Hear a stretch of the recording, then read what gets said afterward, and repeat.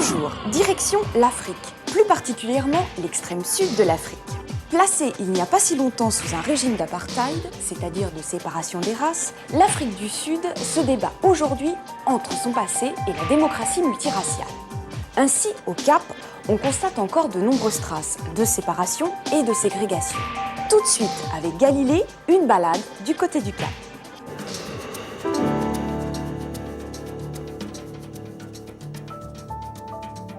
Nous sommes en République d'Afrique du Sud. Au pied de la montagne de la Table s'étend le Cap, siège du Parlement et deuxième ville du pays avec ses 3 millions d'habitants. La ville s'étire entre deux océans.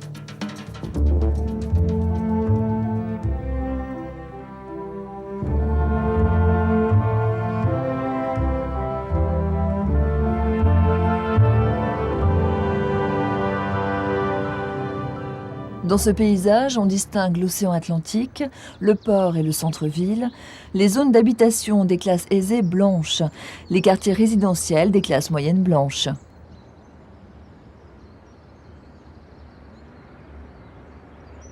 La ville se prolonge vers l'est jusqu'à l'océan Indien. Les banlieues des classes moyennes se poursuivent et autour de l'aéroport s'étendent les quartiers noirs, les townships et les immenses zones d'habitation des métis. À quelques kilomètres au large du centre du Cap se trouve Robben Island, une île chargée d'histoire. Dans cette île pénitencier, Nelson Mandela, héros et symbole de la lutte anti-apartheid, a été enfermé pendant 18 ans. Nelson Mandela a lutté toute sa vie contre l'apartheid, la politique des Blancs qui classait les individus par race. Les populations noires étaient déplacées de force. Les Noirs ne pouvaient pas entrer dans les villes sans permis. Toute manifestation, toute tentative de révolte était violemment réprimée. Libéré en 1990, Mandela a été élu président de son pays 4 ans plus tard. Aujourd'hui, sa prison est l'un des sites touristiques les plus visités du Cap. Depuis l'élection de M. Mandela, l'Afrique du Sud est devenue l'une des destinations touristiques les plus populaires de la planète. La démocratie a apporté d'énormes bénéfices à tous les Sud-Africains. Le tourisme est en train de devenir le plus gros pourvoyeur d'emplois et de devises en Afrique du Sud, et plus particulièrement au Cap. Vaughan Johnson possède un magasin de vin situé dans le Waterfront, l'une des attractions touristiques les plus populaires du Cap. Ce vaste centre de loisirs à l'américaine est installé sur les quais du Vieux-Port qui a gardé son activité de pêche. C'est le tout premier port du Cap. Quand les Hollandais sont arrivés ici en 1652, ils ont fait du Cap le point de passage obligé sur la route des épices qui menait en Inde, à Java et à Sumatra. Ils s'arrêtaient ici et embarquaient de la nourriture pour le reste de leur voyage vers l'Orient. À côté du Vieux-Port, on a construit dans les années 30 un port plus grand. Le port du Cap est le deuxième du pays. Il sert essentiellement à l'importation de pétrole et de produits manufacturés, ainsi qu'à l'exportation de produits agricoles, dont les fruits et le vin. La production de vin en Afrique du Sud est entièrement située autour du Cap. C'est une activité majeure qui emploie beaucoup de monde. Elle n'est pas aussi importante que l'or ou les diamants, mais depuis l'élection de M. Mandela, les exportations ont augmenté de façon incroyable.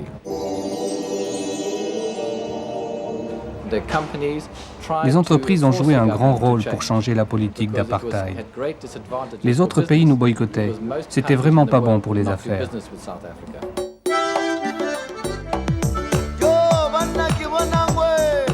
À sa façon, Golden Nongoza a lui aussi profité de cette reprise des affaires. Il vient livrer ses créations artisanales au Waterfront dans une boutique de souvenirs pour touristes.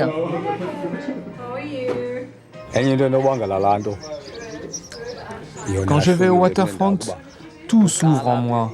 Mon esprit est frais, car ici c'est beau. Tout est mieux avec ce gouvernement, parce qu'avant, je ne pouvais pas venir ici. Maintenant, je peux aller partout où je veux dans la ville. On circule librement. Golden vit à Khayelitsha, le grand township noir situé à 28 km du centre-ville, où il habite avec sa femme et leurs 5 enfants.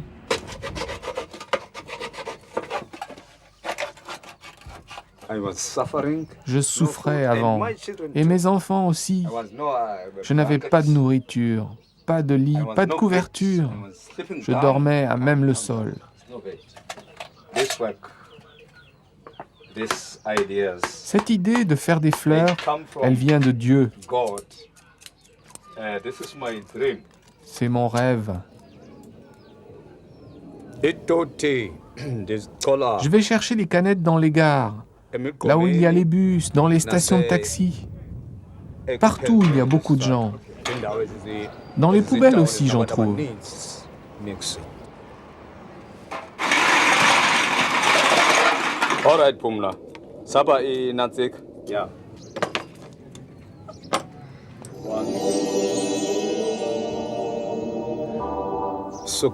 Je vends aux touristes du monde entier. C'est d'eux que je dépends. Et une fois par mois, je livre mes fleurs dans des magasins pour qu'ils les vendent.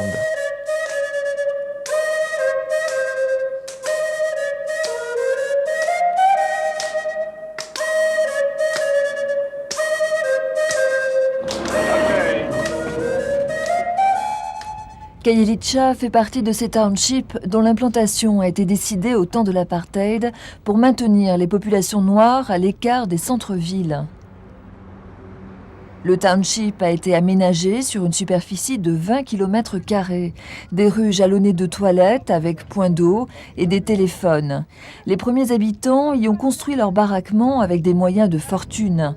Mais 10 ans après sa création, Khayelitsha est plein et les nouvelles familles s'installent sur des terrains vagues dépourvus de toute installation sanitaire. On estime à près d'1 million le nombre d'habitants de Khayelitsha. Le logement est devenu le problème numéro 1 de la ville. Une politique d'aide a été mise en place et chaque famille touche l'équivalent de 7 300 francs pour améliorer son habitat. On attend la prime pour construire une maison en dur. Nous ne nous plaignons pas de vivre ici. On aime l'endroit. On ne veut pas aller ailleurs pour avoir une jolie maison. On veut l'améliorer ici. Parallèlement à cette amélioration de l'habitat, les pouvoirs publics financent une politique de relogement dans des constructions à très bas prix. Riel Willems travaille à Peninsula Construction, l'un des promoteurs chargés de répondre à l'énorme demande de logement. Il y a tellement de gens sans logement dans cette ville. À ma connaissance, plus de 100 000 personnes sont en attente d'une maison, rien que sur le Cap. En ce moment, on construit 10 maisons par jour, mais on peut facilement aller jusqu'à 15.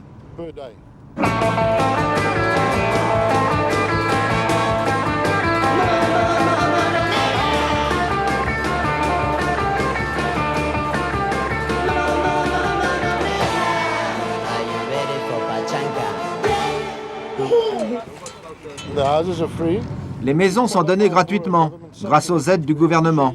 Pour y prétendre, il faut justifier de revenus très faibles et être inscrit sur une liste d'attente. Quand la maison est finie, vous en êtes propriétaire. Malgré la politique de construction intensive, les délais d'attente s'élèvent en moyenne à 10 ans. Mais ces chantiers répondent d'ores et déjà à une autre urgence, la création d'emplois.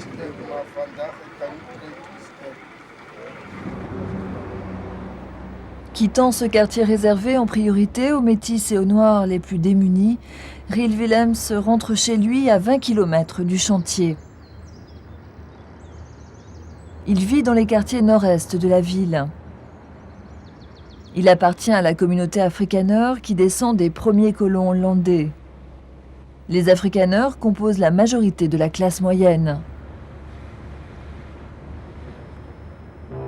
La population blanche anglo-saxonne vit plutôt vers le centre, autour du Central Business District, le centre d'affaires constitué de tours de bureaux. Cette autre communauté blanche descend des colons britanniques qui ont longtemps dominé le Cap. Ils en occupent les quartiers les plus chics.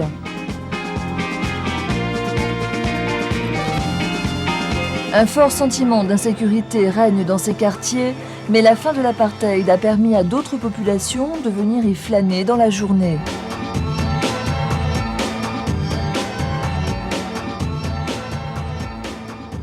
Mais sur les 3 millions d'habitants du Cap, 60% sont métis. Ils habitent l'immense banlieue du sud-est, les Cape Flats. Je rends service à la communauté. J'amène les gens des Cape Flats au centre-ville et ensuite je les ramène dans notre quartier. Melton Opelt fait partie de ces nombreux petits transporteurs privés qui assurent l'essentiel des liaisons entre les quartiers. On transporte toutes sortes de gens ici, des Africains, des Métis et aussi quelques Blancs qui habitent dans le coin.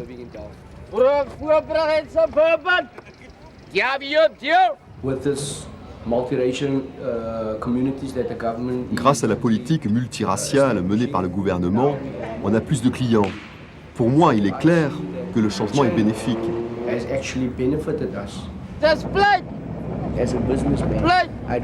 En tant que transporteur, je ne regarde pas la couleur des gens qui montent dans mon taxi.